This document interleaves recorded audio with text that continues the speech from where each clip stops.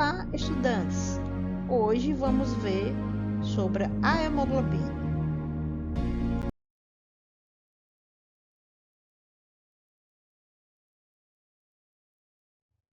A hemoglobina é uma proteína bastante interessante.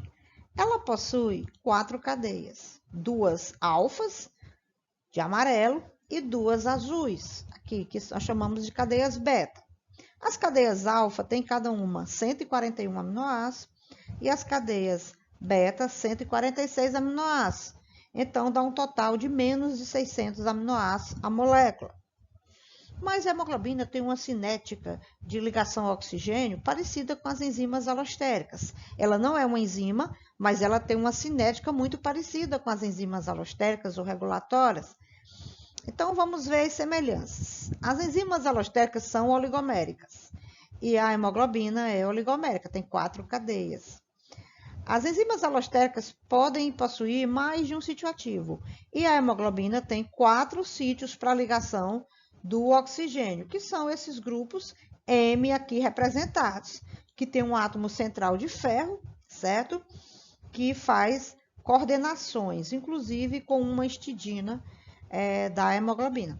Então, dessa forma, nós temos 4 possibilidades de ligação do oxigênio.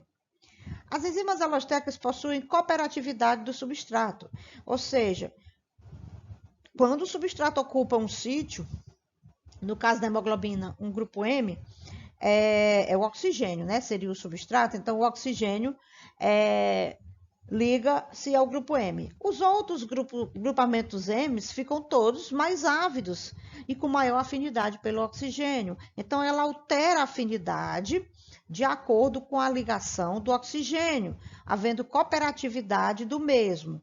Então, a hemoglobina só não é uma enzima alostérica porque ela não vai converter, fazer uma catálise, né? Mas ela é uma excelente transportadora de oxigênio. Essa excelência se dá pelo fato de que a hemoglobina está no interior das hemácias, conforme tem aqui as hemácias, né? E sendo que as hemácias são células anaeróbias, elas não consomem o oxigênio. Então, a hemoglobina é um excelente transportador, porque a célula que transporta o oxigênio não consome o mesmo. Além disso, a hemoglobina tem uma curva de saturação com o oxigênio sigmoide, ou seja, a ligação do oxigênio à hemoglobina, devido à cooperatividade dessas ligações, né, do oxigênio e hemoglobina, gera uma curva sigmoide semelhante à cinética das enzimas alostéricas.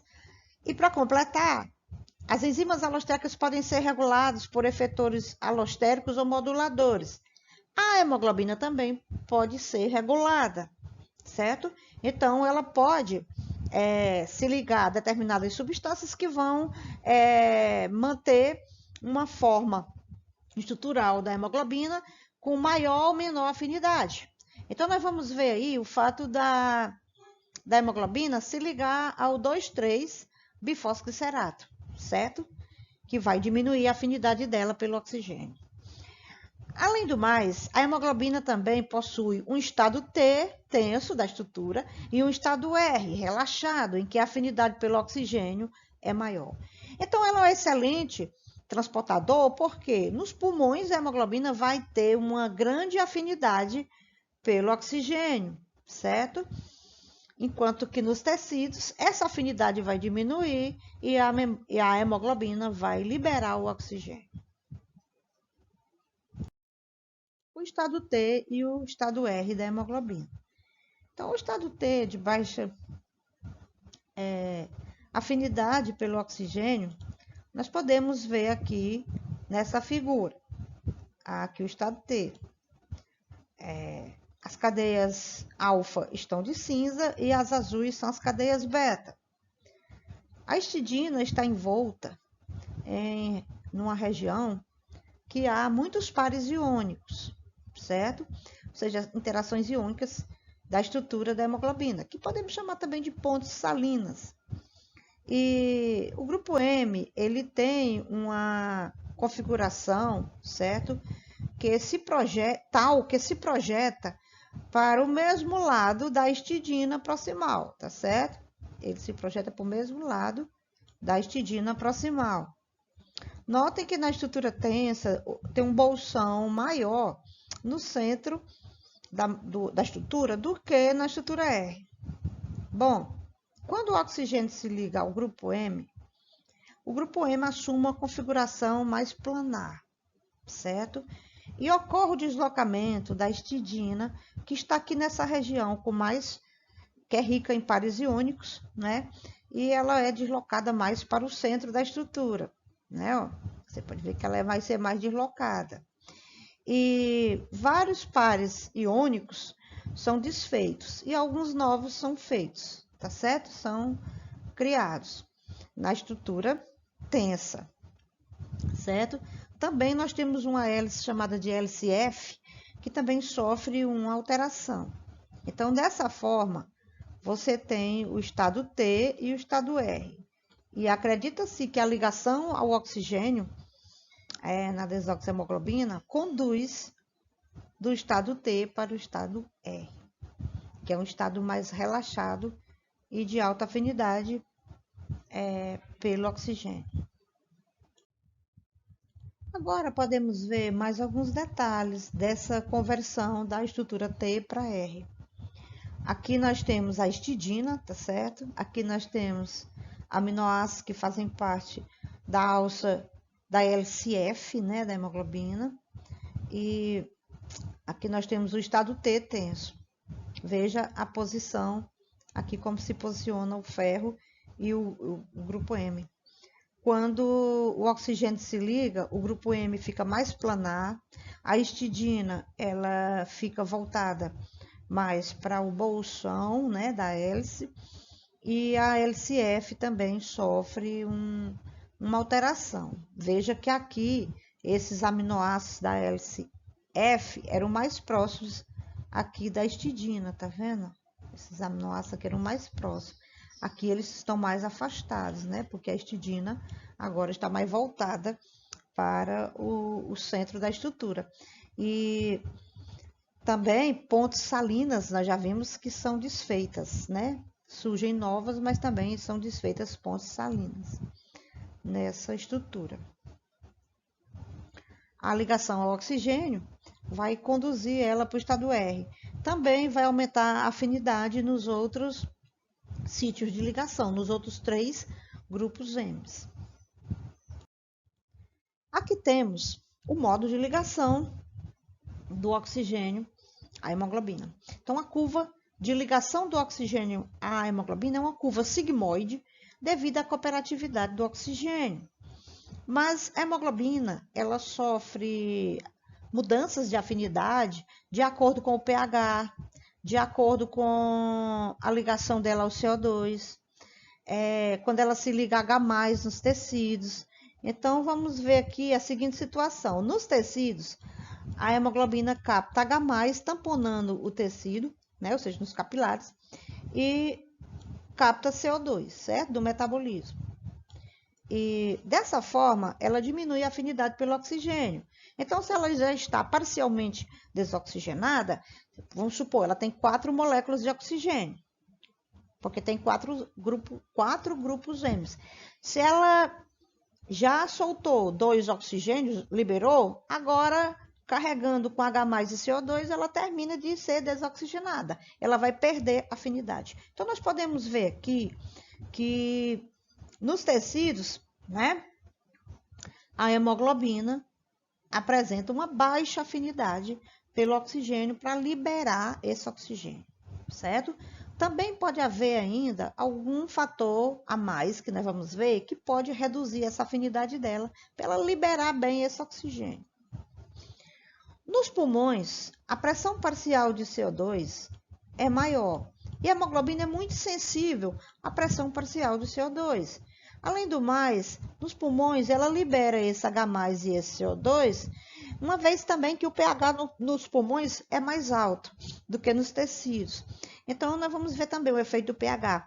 E a hemoglobina aumenta muito a afinidade pelo oxigênio. Então, ela atinge um estado de alta afinidade, porque ela libera H+, libera CO2, o pH é mais alto e a pressão parcial de O2 também é mais alta. Então, ela tem essa curva hiperbólica, certo? Mas nós podemos ver a hemoglobina numa situação em que ela está em baixa atividade, ou seja, baixa afinidade pelo oxigênio, ela está no estado T e ela vai migrar para o estado R. Então, essa curva sigmoide de saturação do oxigênio, essa curva do meio, ela mostra um estado de transição da hemoglobina. Um momento em que a hemoglobina está com baixa atividade e vai aumentar aumentar para um estado de alta afinidade devido à cooperatividade do oxigênio.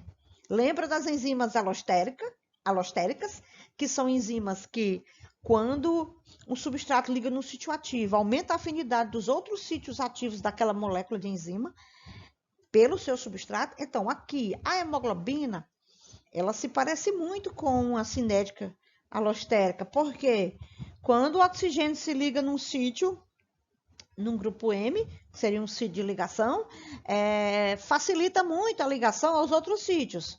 À medida que ela vai ocupando o grupo M, os grupos M, vamos supor, se ela ocupou 2 grupos M, o 3 e o 4, vão estar com muito mais afinidade. Então, isso mostra que há cooperatividade, é cooperativa a ligação do oxigênio à hemoglobina, gerando essa curva sigmoide. É um estado de transição que pode também ser observado.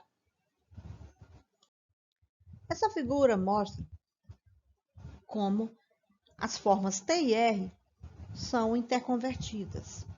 Então, surgiram 2 modelos, foram propostos 2 modelos de interconvenção entre as estruturas T e R. Esses modelos foram feitos primeiramente para a hemoglobina, mas também se estendem a toda proteína que tem cooperatividade do substrato ou do ligante. Então, no caso da hemoglobina, são 4 cadeias. 4 que podem estar na forma redonda R ou na forma quadrada T, tá certo? Então, no modelo sequencial, não há híbridos. É o modelo do tudo ou nada. Ou tudo é R ou tudo é T. Mas, com a ligação do oxigênio, que é L, o ligante, né? Aqui L, com ele ligando uma vez, 2, em 2 pontos, em 3 pontos ou em 4 pontos, ou seja, com todos os grupos M ocupados, tanto faz ela estar toda vazia como ocupada pelo oxigênio. Em qualquer parte dessas, ela pode ser convertida na forma T e vice-versa. Como também as formas T podem ser convertidas em formas R. Então, são bem interconvertíveis, inclusive é proposto um equilíbrio entre as formas T e R. No modelo sequencial, de proteínas que apresentam cooperatividade de substrato ou de ligante, né? No caso da hemoglobina, então, o modelo sequencial permite a presença de híbridos, ou seja, você pode ter 3 cadeias R e uma cadeia T, ou ter 2 T e 2 Rs, ou então você pode ter tudo T ou tudo R, independente de estar ou não ligado ao oxigênio. Então, a gente pode ter o ligante aqui, ó, de várias formas, certo?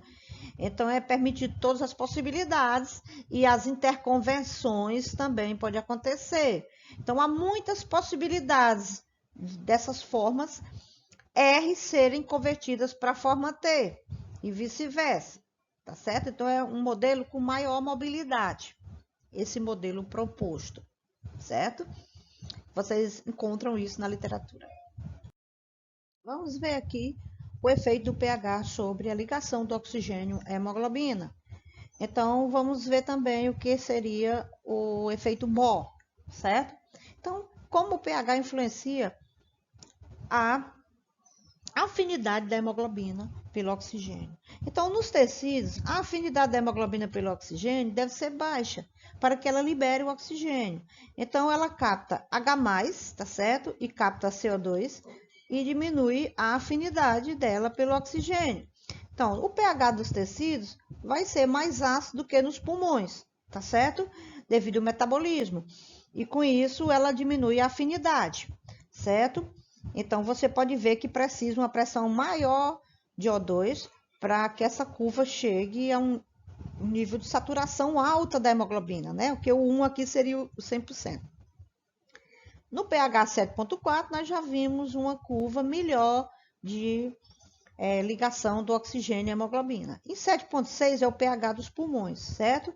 Então, lá, o pH mais alto, ela libera H+, e libera CO2, que são inibidores da afinidade dela, né? Então, ela vai aumentar a afinidade pelo oxigênio, ao liberar H+ e CO2, e na presença de um pH mais alto e também de uma pressão parcial de O2 alta. Então, ela vai saturar nos pulmões, tá certo? Para circular no sangue arterial, né, com 95 a 100% de saturação.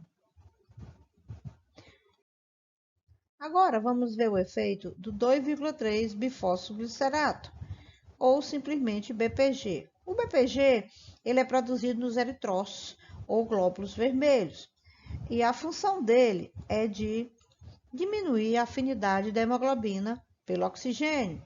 Funciona como um modulador negativo. Então, quando o BPG se liga à hemoglobina, a proteína entrega mais facilmente o oxigênio para as células, otimizando o transporte de O2. Vamos ver aqui uma situação em que uma pessoa está no nível do mar, certo? A pressão de O2 nos pulmões dela é bastante alta, certo? Uma vez que ocorre uma boa disponibilidade de oxigênio para essa pessoa. Então, nos pulmões, a hemoglobina pode atingir essa curva de ligação ao oxigênio, essa curva hiperbólica, certo? Com a saturação que a gente considera 100%, né? Quando uma pessoa está na altitude, a coluna de ar é menor e ela tem uma menor disponibilidade de oxigênio. Então, essa pessoa precisa se adaptar. Uma das adaptações é aumentando o número de eritrócitos, né? Porque aí se tem mais hemoglobina e maior capacidade de transporte. Mas uma segunda adaptação é aumentar a produção do BPG. Então, no nível do mar, uma pessoa pode ter 5 milimolar de concentração do BPG. E na altitude, a 4.500 metros, uma pessoa pode atingir 8 milimolar de BPG. E a importância disso é que, aumentando o BPG, ela melhora a liberação do oxigênio da hemoglobina. A pessoa que está no nível do mar, ela pode estar com 100% da hemoglobina saturada, o índice de saturação em 100% no sangue, digamos assim, arterial. Mas nos tecidos já diminui esse percentual, né, de saturação. E então, o oxigênio que vai entrar, né?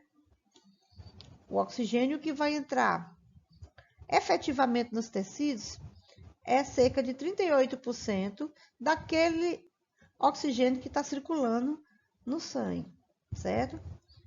Se uma pessoa está no nível do mar, se ela está na altitude, a efetividade dessa oxigenação é de 30%, ou seja, aquele oxigênio que circula na hemoglobina, efetivamente 30% dele vai entrar nos tecidos. Mas se o BPG subir para 8 milimolar, então o que nós vamos ter?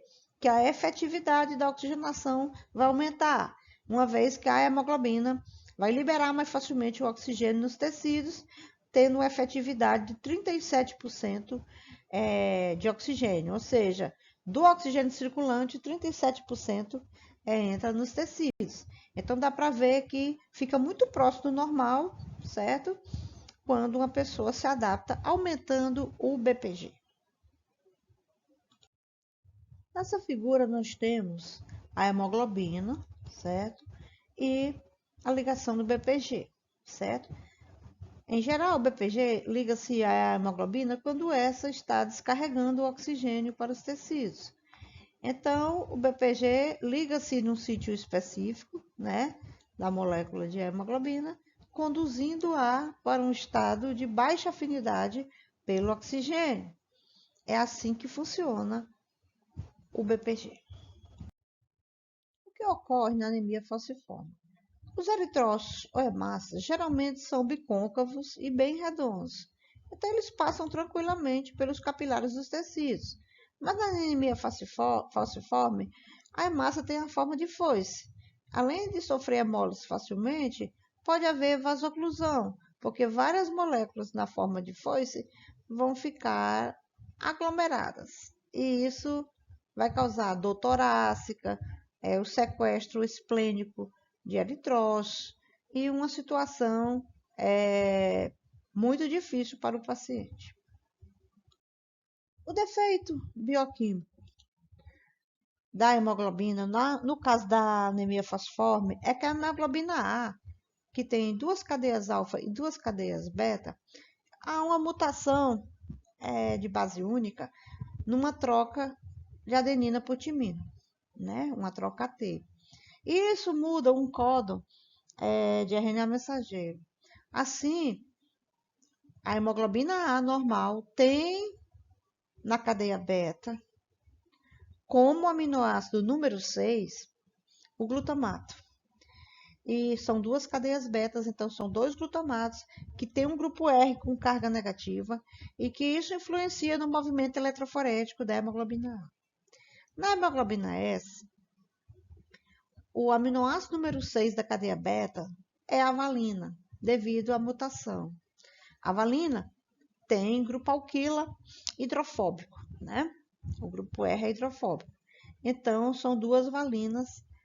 Isso significa que há duas cargas negativas a menos na hemoglobina S, e isso muda também o movimento eletroforético, de forma que dá para separá-las por eletroforese, certo? Então, quais são as complicações dessa hemoglobina S, essa hemoglobina modificada? Ora, normalmente a hemoglobina não se associa entre si, né? Então a molécula já tem 4 cadeias, ela não se associa com moléculas vizinhas. Essas 4 cadeias são globulares e formam o conjunto da hemoglobina, né? O tetrâmero. Mas no caso da hemoglobina S, quando a hemoglobina está desoxigenada, ela está nos tecidos, né? Ou seja, nos capilares dos tecidos, ocorre que forma um ponto de adesão, certo? Devido à valina ser hidrofóbica, vai gerar um ponto de adesão hidrofóbico. E isso causa adesão entre as moléculas vizinhas. E vão se formando cordões de hemoglobinas, que já são cadeias grandes, né? Todas associadas. Essa associação das hemoglobinas vão formando fibras. E essas fibras são insolúveis. E elas são alongadas. Então, elas vão deformar a membrana da hemácia, que vai ficar na forma de foice, tá certo? Esse processo a gente chama de falcização, certo? Ficar na forma de foice. E facilmente sofre hemólise. Então, a doença leva a uma anemia crônica, certo? Mas não são apenas sintomas de anemia, né?